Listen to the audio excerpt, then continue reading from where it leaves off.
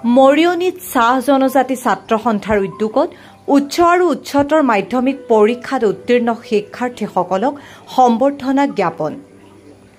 মৰিয়নি সমষ্টিৰ অন্তৰ্গত চাহ জনগোষ্ঠীৰ কৃতি ছাত্ৰ ছাত্ৰীসকলক অসম চাহ জনজাতি ছাত্ৰ সন্থাই সম্বৰ্ধনা জ্ঞাপন কৰে।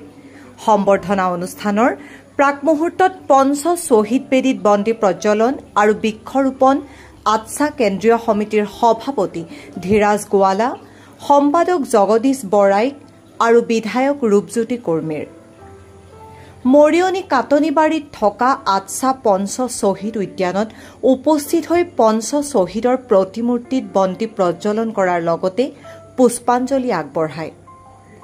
আটছাৰ যিকোনো শুভ কাৰ্যসূচীত জাতিটোৰ হকে প্ৰাণ আহুতি দিয়া পঞ্চ শ্বহীদক স্মৰণ কৰাটো আটছাৰ কাম্য বুলি জনায় আটছা নেতাগৰাকীয়ে। মৰিয়নি মনমোহন সিং ৰাজহুৱা প্ৰেক্ষাগৃহত আটছা আঞ্চলিক সমিতিয়ে আয়োজন কৰা কৃতি ছাত্ৰ ছাত্ৰীৰ সম্বৰ্ধনা অনুষ্ঠানত ভাগ লোৱাৰ পূৰ্বে পঞ্চ শ্বহীদক স্মৰণ কৰে আটছাৰ দুই নেতাই। অনুষ্ঠানত অংশ লৈ বিধায়ক ৰূপজ্যোতি কৰ্মীয়েও ছাত্ৰ ছাত্ৰীসকলক ভৱিষ্যতে মানুহ হোৱাৰ পৰামৰ্শ আগবঢ়ায়। মৰিয়নিৰ পৰা সূৰ্য দাসৰ ৰিপৰ্ট এনি এক্সপ্ৰেছ। 1988 চনতে অসম চাহ জনজাতি ছাত্ৰ সন্থাৰ এক আন্দোলনত অংশগ্ৰহণ কৰি আমাৰ 5জনকৈ মৰিয়নিৰ সেই সময়ৰ আটছাৰ বিষয়ববীয়া শ্বহীদী বৰণ কৰিছিলে। আৰু তেওঁলোকৰ আত্মাৰ সদ্গতিৰ অৰ্থে আমি আচলতে যিকোনো এটা শুভ মুহূৰ্তৰ প্ৰাক মুহূৰ্ততে আমি তেওঁলোকক স্মৰণ কৰোঁ। আজি শ্বহীদ বেদী যি প্ৰাংগণ আছে মৰিয়নি কাঠনিবাৰী স্থিত, ইয়াতে আমি বন্তি প্ৰজ্বলন কৰিলোঁ। মোৰ লগতে আটছাৰ সাধাৰণ সম্পাদক জগদীশ বৰাইকে প্ৰমুখ কৰি সংগঠনটোৰ আটছা যোৰহাট জিলা সমিতিৰ অন্তৰ্গত প্ৰতিটো শাখা জিলা সমিতিৰ বিষয়ে সকলো ইয়াত উপস্থিত আছে।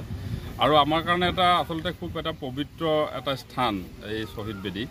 আৰু ইয়াতে আমি বৃক্ষৰোপণৰ কাৰ্যসূচীৰ লগতে এই শ্বহীদ বেদীটো আৰু অধিক আৰু যাতে আমি সুন্দৰকৈ কৰিব পাৰোঁ, ইয়াৰ সৌন্দৰ্য বৰ্ধনৰ কাৰণে ইতিমধ্যে মৰিয়নি সমষ্টিৰ মাননীয় বিধায়ক তেখেতে ইতিমধ্যে এটা 5 লাখ টকাৰ অনুদান আগবঢ়াইছিলে। আজি তেখেতো উপস্থিত আছিলে আৰু তেখেতৰ সেই অনুদানৰ জৰিয়তে আমি ভাবিম যে নিশ্চিতভাৱে শ্বহীদ বেদীৰ প্ৰাংগণ আৰু অধিক আমি সুন্দৰকৈ গঢ় দিব পাৰিম। কাৰণ প্ৰতিজন চাহ জনগোষ্ঠীৰ লোকৰে আৱেগ জড়িত হৈ থকা এটা স্থান এইটো। তো যাৰ কাৰণে আমি আজিৰ দিনটো এই শ্বহীদ বেদীৰ এই প্ৰাংগণতে আমি সকলোৱে অতিবাহিত কৰিছোঁ। ইয়াৰ পিছতে অভিনন্দন অনুষ্ঠান কৃতি ছাত্ৰ ছাত্ৰীসকলে আৰম্ভ হ'ব।